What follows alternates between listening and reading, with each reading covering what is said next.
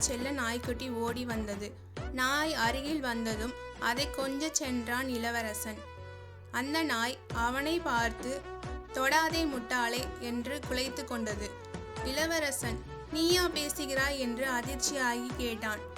அதற்கு நாய் பதில் ஆமாம் என்று சொன்னது. வேறு யார் பேசுவா? இனிமேல் மற்றவர்களை கேலி செய்தால் உன்னை கடித்து குதறிவிடுவேன் என்றது. அந்த சத்தம் வித்தியாசமாக கூர் என்று எழுப்பிக் கொண்டே இருந்தது. இளவரசனுக்கு ஒன்றுமே புரியவில்லை. நாய் பேசுமா? அதுவும் இவ்வளவு கோவமா என பல நாளாக அந்த நாயின் வாயே பார்த்து கொண்டிருந்தான். அந்த நாளுக்கு பிறகு ஒரு நாள் கூட இளவரசனின் செல்ல நாய் பேசவே இல்லை. இதையே யோசிச்சு அமைதியாக சிறுவனாக மாறினான் இளவரசன். அன்றைக்கு நடந்த நிகழ்வுக்கு பின்னால் ஒரு பெரிய ரகசியமே இருந்தது.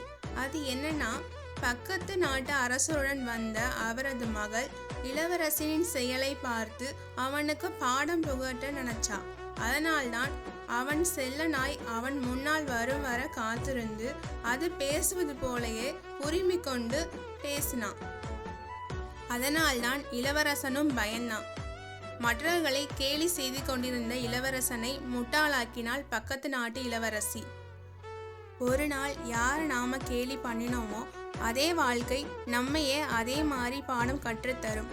சிரிப்பு எல்லோருக்கும் மகிழ்ச்சி தரணும். அது ஒருத்தவங்களுக்கு சந்தோஷத்தை கொடுத்து மற்றவங்களுக்கு வலிக்கிற மாதிரி இருக்கக்கூடாது.